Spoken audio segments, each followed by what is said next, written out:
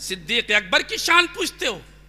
آؤ، تاریخ میں آتا ہے، علامہ ابن عساکر نے بھی اسے لکھا ہے، تفسیر کبیر میں بھی لکھا ہے، بہت ساری کتابوں میں لکھا ہے کہ اما عائشہ ام المؤمنین حضرت عائشہ صدیقہ رضی اللہ تعالیٰ عنہا آقائی کائنات کا سر مبارک اپنی گود میں لے کے بیٹھی ہیں، آسمان پر تارے جھلملا رہے ہیں، اچانک اما عائشہ کی نظر آسمان کے تاروں پر پڑی اور ارشاد فرمایا، یا رسول اللہ میرے ماں باپ آپ پر قربان ہوں، آقا کیا دنیا میں کوئی ایسا انسان ہے جس کی نیکیاں آسمان کے تاروں کے برابر ہو؟ اچھا آپ پڑھے لکھے آدمی ہیں، کوئی ایک آدمی بتا دے کہ آسمان میں کتنے تارے ہیں؟ نہیں بتا سکتا، بے شمار تارے۔ اچھا کسی کے پاس کتنی نیکیاں ہیں وہ کوئی بتا پائے گا؟ ارے بتاؤ، اپنی نیکی بتاؤ، اسٹیج والوں کی نیکی بتاؤ، سید صاحب کی نیکی بتاؤ، کوئی نہیں بتا سکتا۔ اما عائشہ سوال کرتی ہیں، یا رسول اللہ میرے ماں باپ آپ پر قربان ہوں، آقا کیا دنیا میں کوئی ایسا انسان ہے جس کے نیکیاں آسمان کے تاروں کے برابر ہو؟ تو آقا کو کہنا چاہیے تھا کہ مجھے کیا خبر، مجھے تو پیٹھ پیچھے کی بھی خبر نہیں، آسمان میں تارے کتنے میں کیا بتاؤں۔ لیکن نہیں، امام الانبیاء مسکرائے، ارشاد فرماتے ہیں، اے عائشہ ہاں وہ عمر ہیں جن کی نیکیاں آسمان کے تاروں کے برابر ہے۔ اس سے پتہ چلا کہ میرے نبی کی شان یہ ہے کہ آسمان کے تاروں کی گنتیاں بھی جانتے ہیں اور ابو بکر کی نیکیاں بھی جانتے ہیں۔ آقائی کائنات صلی اللہ علیہ وسلم نے جب یہ جملہ کہا تو اما عائشہ نے یہ نہیں کہا کہ یا رسول اللہ کیا بات بتا رہے ہیں، کسی کے نیکیوں کی خبر آپ کو کیسے؟ نہیں، خاموش ہوئی اور پھر عرض کرتی ہیں، یا رسول اللہ میرے ماں باپ آپ پر قربان ہو، آپ نے جو خبر دی حق ہے، سچ ہے، لیکن یا رسول اللہ جب عمر کی نیکیوں کا یہ عالم ہے تو میرے باپ ابو بکر کی نیکیوں کا عالم کیا ہوگا؟ فرمایا عائشہ سن لے، عمر کی تمام نیکیاں ابو بکر کی صرف ایک نیکی کے برابر ہے۔ اب آپ اندازہ لگائیں ابو بکر صدیق کی شان کیا ہے، عمر کی تمام نیکیاں ابو بکر کی صرف ایک نیکی کے برابر، اور وہ نیکی کون تھی؟ حضرت عمر فاروق اکثر کہا کرتے تھے، کاش ابو بکر میری پوری زندگی کی نیکیاں لے لیتے اور مجھے ہجرت والی نیکی عطا فرما دیتے۔ ہجرت کی رات آقائی کائنات کے ساتھ حضرت صدیق اکبر تشریف لے گئے۔ اچھا اسلام میں دو سفر مشہور ہیں، دو سفر زیادہ مشہور، ایک معراج کا سفر اور ایک ہجرت کا سفر۔ اللہ کی شان دیکھیں، معراج کی رات میں مصطفیٰ کے ساتھ اسے ساتھ رکھا جو سارے فرشتوں میں سب سے افضل ہے، اور ہجرت کی رات میں اسے ساتھ رکھا جو سارے صحابہ میں سب سے افضل ہے۔ فرمایا چلو صدیق اکبر سفر میں چلتے ہیں۔ تاریخ میں آتا واقعات آپ سنتے رہتے ہیں لیکن میں چند باتیں بتاؤں گا۔ تاریخ میں آتا ہے راستے میں چلتے ہیں، چلتے چلتے کبھی آگے آ کے کھڑے ہو جاتے، پھر کچھ خیال آتا پلٹ کر کے پیچھے آ کے کھڑے ہو جاتے، کبھی دائیں کو آ کے کھڑے ہو جاتے، کبھی بائیں کو آ کے کھڑے ہو جاتے۔ آقائی کائنات مسکرائے، ارشاد فرمایا ابو بکر یہ اضطراب کیسا، یہ پریشانی کیسی، کبھی آگے کبھی پیچھے، کبھی دائیں کبھی بائیں۔ عرض کرتے ہیں یا رسول اللہ میرے ماں باپ آپ پر قربان ہوں، دل بے چین ہے جب خیال آتا ہے کہ کہیں کوئی دشمن آگے سے نہ آ جائے تو ابو بکر آگے آ جاتا ہے.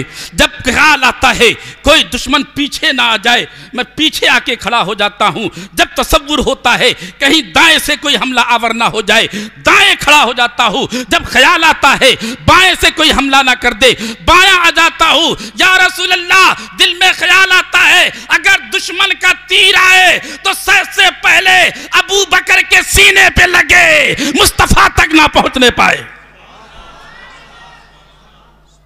تشریف لے چلے غار ثور. جنہوں نے غار ثور دیکھا ہے, ایک پہاڑی ہے ثور پہاڑ, جبل ثور, بہت اونچائی ہے. اللہ کا کرم ہم نے بھی دیکھا, بہت سارے لوگوں نے دیکھا ہے.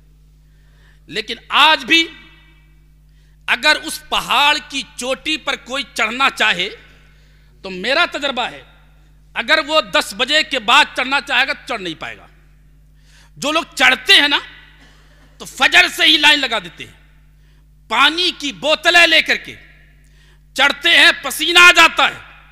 اور ہم نے خود تجربہ کیا, اترنے کے بعد بعض لوگوں کو بخار تک آ گیا, اتنی تھکاوٹ. لیکن صدیق اکبر آقائی کائنات کو لے کے چلے. آقائی کائنات ایڑیوں کے بل چل رہے ہیں, پورے پائے اقدس زمین پہ نہیں رکھتے تھے, اس لیے کہ اہل عرب قیافہ شناسی کے ماہر ہوا کرتے تھے. پاؤں کے قدموں کے نشان سے چلنے والے تک پہنچ جایا کرتے تھے. اس تدبیر کے تحت آپ صرف انگلیاں رکھتے تھے, ایڑیاں اٹھا کے چلتے تھے. تھک گئے آقائی کائنات جب تھکے صدیق اکبر نے اپنے کندھے پیش فرما دیے, یا رسول اللہ میرے کندھے پر سوار ہو جائیں. آپ اندازہ لگائیں صدیق اکبر کی قوت کا کہ آج 1400 برس ہو گئے اس پہاڑ پر چڑھنے کے لیے. بڑے بڑے بہادروں کے پاؤں جواب دے دیتے ہیں, لیکن صدیق اکبر کی شجاعت کا عالم یہ ہے کہ محبوب کو کندھے پر بٹھایا اور پہاڑ کی چوٹی طے کر لی, غار کے دہانے پر پہنچے. یا رسول اللہ آپ ٹھہریں, مجھے اترنے دیں, اس لیے کہ یہ پہاڑ ہے, یہ کھو ہے, یہ گھاٹی ہے, یہاں زہریلے سانپ ہوتے ہیں, بچھو ہوتے ہیں. میں پہلے اترتا ہوں تاکہ کوئی زہریلا جانور اگر ملے تو پہلے ابو بکر سے ملاقات ہوگی. تشریف لے گئے, غار کی صفائی ہو رہی ہے. آقا دہانے پر غار کے اندر اترے, جگہ جگہ سوراخ تھے. آپ نے اپنے کپڑے اتارے, کپڑوں کو پھاڑا اور سوراخوں کو بھرنا شروع کیا.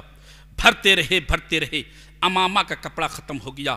آپ نے جبے کا کپڑا اتارا, وہ ختم ہو گیا. اب صرف سطر کا کپڑا رہ گیا, پھر بھی ایک سوراخ رہ گیا.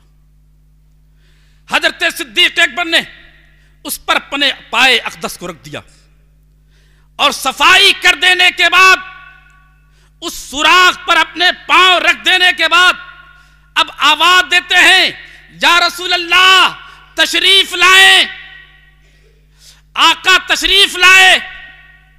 اس واقعے کو حضرت عبد الرحیم سیال کوٹوی نے لکھنے کے بعد ایک نکتہ دیا اور ارشاد فرماتے ہیں, اس میں حکمت تھی کہ اے محبوب تیری شان میں یہ رکھوں گا کہ اگر کسی کو دل میں تیری محبت کو اتارنا ہے تو جس طریقے سے غار میں پہلے ابو بکر کو اتارا تاکہ غار کی صفائی ہو جائے, تب محبوب تم جانا یہی حال ہوگا. اگر کسی دل میں کہ محبوب کو اتارنا ہے تو پہلے ابو بکر کو اتارنا ہوگا تاکہ دل کی صفائی کر دے, تب محبوب تشریف لائیں گے. اور اگر ابو بکر کو اتارا نہیں, دل صاف نہیں, تو محبوب کی محبت اترے گی نہیں. اتر گئے, آقا تشریف لے آئے. اللہ ایک نکتہ اور دیکھتا ہوں, بہت باریک ہے لیکن سمجھ جائیں گے تو لطف آئے گا. تھکے ہوئے ہیں ابو بکر بھی. آقائی کائنات غار کے اندر اترے. ارشاد فرماتے ہیں ابو بکر میں سونا چاہتا ہوں. کیا چاہتا ہوں؟ اچھا، خوف کا عالم نکل کے آئے ہیں غار میں اور آقا کہتے ہیں سونا چاہتا ہوں. تو اب حضرت صدیق اکبر کا جملہ سنو. یا رسول اللہ، ابو بکر کی گود حاضر ہے، آغوش صدیق حاضر ہے. اب جو جملہ دینا چاہتا ہوں اہل علم کی توجہ. فرمایا یا رسول اللہ آپ آرام فرمانا چاہتے ہیں، ابو بکر کی گود حاضر ہے. فرمایا اسی لیے تو آرام کرنا چاہتا ہوں، اسی لیے تو آرام کرنا چاہتا ہوں. لیٹ گئے. آقائی کائنات صلی اللہ علیہ وسلم کا سر مبارک صدیق کی گود میں. اللہ اکبر. اب صرف مصطفیٰ صدیق کا چہرہ دیکھ رہے ہیں، صدیق مصطفیٰ کا چہرہ دیکھ رہے ہیں. اس کا لطف لیں. ابھی نظارے ہو ہی رہے تھے کہ اس سوراخ میں جس میں کہ آپ نے اپنی انگلی رکھی یا ایڑی رکھی، ایک زہریلا سانپ تھا. اس نے جیسے ہی ٹھوکر ماری، ابو بکر نے ایڑی دبا دی. یہ مورخین نے لکھا ہے، میں اس پر ایک نقطہ دوں گا. جیسے ہی اس نے منہ مارا، ایڑی دبا دی. یہ سب نے لکھا. میں سوچنے لگا، غور کریں آپ، تجربہ کر کے دیکھنا. کوئی بندہ کہیں چھپا ہو اور اچانک کوئی ٹچ کرے تو فطرت ہے کہ جسم بھاگتا آگے کو. اگر آپ کے سر سے کوئی چیز ٹچ ہو جائے تو آگے بھاگے گا. اگر ہاتھ پر کوئی چیز ٹچ ہو جائے ہاتھ ہٹے گا. یہ فطرت ہے، یہ انسان کی فطرت ہے. لیکن سوال یہ ہے، چھپ کے بیٹھے ہیں، غار میں بیٹھے ہیں، مصطفیٰ گود میں ہیں، سانپ نے منہ مارا، ابو بکر نے پاؤں ہٹایا نہیں، دبایا. میں نے کہا ابو بکر یہ فطرت کے خلاف کیوں؟ جواب ملا محبت تو فطرت بھی بدل دیا کرتی ہے، محبت تو فطرت بھی تبدیل کر دیتی ہے. پاؤں دبا دیا. سانپ نے ڈس لیا، زہر کا اثر ہوا، جسم میں پھیلا. آپ کا چہرہ سرخ، بے چینی بڑھی، اضطراب بڑھا، درد بڑھا. درد آنسوؤں کی شکل میں آنکھوں میں بھر گیا. اب میں یہاں ایک نقطہ دوں گا. جیسے ہی آنسو آنکھوں میں آئے نا، صدیق اکبر نے اپنی پلکوں کو دبا لیا کہ آنسو نکلنے نہ پائے. اس لیے کہ اگر ٹپک کر کے رخسار مصطفیٰ پر گر جائے گا تو نیند میں خلل پڑ جائے گی. پلکوں کو دبایا. لیکن وہ آنسو بھی تو صدیق اکبر کے آنسو تھے. وہ مچل گئے، طاقت لگائی، انہوں نے فیصلہ کیا آنسوؤں اگر آج رک گئے تو رک گئے، اگر ٹپک گئے تو رخسار مصطفیٰ میں جگہ ملے گی، چہرے والضحیٰ میں جگہ ملے گی.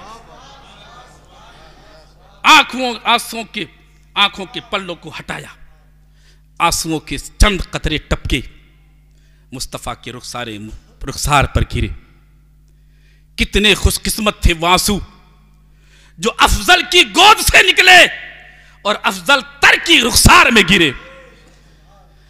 مصطفیٰ کی آنکھ کھلی، دیکھا بے چین، چہرہ سرخ، اضطرابی کیفیت. فرمایا ابو بکر کیا ہوا؟ فرمایا یا رسول اللہ کسی موذی جانور نے ڈس لیا. آقا نے فرمایا گھبراؤ نہیں، اگر ڈسنے والا زہر ہے تو بچانے والا مصطفیٰ بھی ہے. اور شان دیکھیں، قدموں کے نیچے زہر اور گود میں تریاق، قدموں کے نیچے دشمن، صدیق کی گود میں یار. آپ نے اپنا لعاب دہن نکالا، مارے گزیب دار پر لگایا. جہاں سانپ نے ڈسا تھا وہاں پر لگایا۔ صدیق اکبر فرماتے ہیں یہ فیصلہ کرنا میرے لیے مشکل تھا کہ لعاب پہلے لگا یا زہر پہلے اترا، لعاب پہلے لگا یا زہر پہلے اترا۔ فرماتے ہیں کہ لعاب دہن لگتے ہی زہر اترا۔ اب میں ایک نقطہ دیتا ہوں غیروں کے لیے اگر سمجھ میں آ جائے، یہی وہ لعاب تھا جو خیبر کے موقع پر علی کی آنکھوں میں لگا تھا اور غار کے موقع پر صدیق کے قدموں میں لگا۔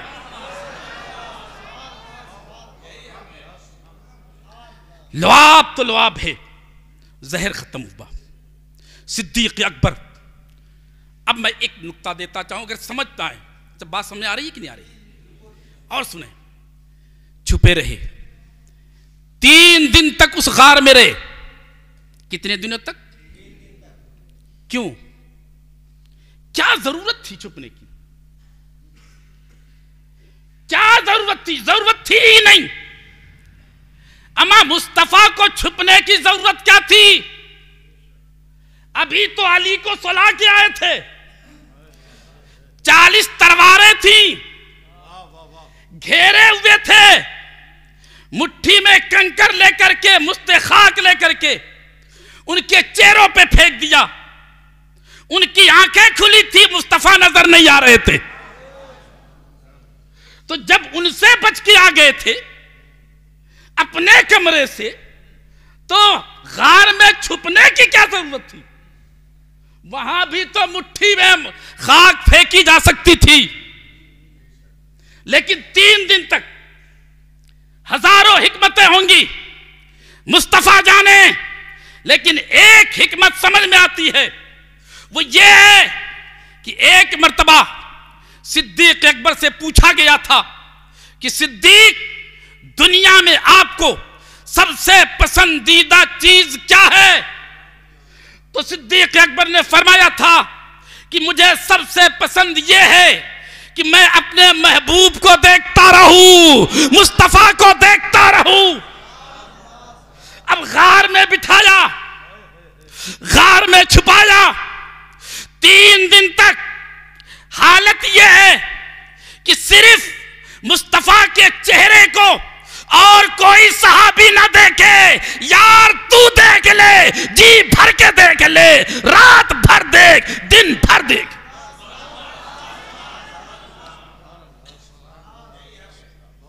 اور صدیق، اللہ اکبر۔ اچھا ایک چیز اور ہے، ہمارے سید صاحب تشریف فرمائے ہیں، کسی کو جب کوئی منصب دینا ہوتا ہے، توجہ چاہوں گا، کسی کو جب کوئی منصب دینا ہوتا ہے تو اس کے لیے خاص ٹریننگ دی جاتی ہے، خاص چلے کرائے جاتے ہیں، خاص وظیفے کرائے جاتے ہیں، خاص طور پر تربیت کی جاتی ہے۔ یہ جو اہل سلسلہ ہیں جب کسی کو سجادہ نشین بناتے ہیں نا تو اس کی خاص ٹریننگ دی جاتی ہے، خاص وظائف، خاص اوراد، خاص تربیت، خاص مشقیں کرائی جاتی ہیں، تب منصب دیا جاتا ہے۔ غار ثور میں صدیق اکبر کی تربیت کی ضرورت تھی۔ مصطفیٰ تنہائی میں لے کر کے صدیق اکبر کی ایسی تربیت فرماتے ہیں، ایسی تربیت فرماتے ہیں کہ جہاں سے سب کی سوچیں ختم ہوتی ہے وہاں سے صدیق اکبر کی سوچ کی ابتدا ہوتی ہے۔ زہر کا اثر ختم ہوا، عرض کرتے یا رسول اللہ پیاس لگی ہے۔ کیا لگی ہے؟ فرمایا اذهب الى صد الغار، ابو بکر غار کے دہانے پر جاؤ، پانی ملے گا۔ اب میں آپ سے پوچھنا چاہتا ہوں، غار میں پہلے کون گیا تھا؟ ارے سب بولو، صفائی کس نے کی تھی؟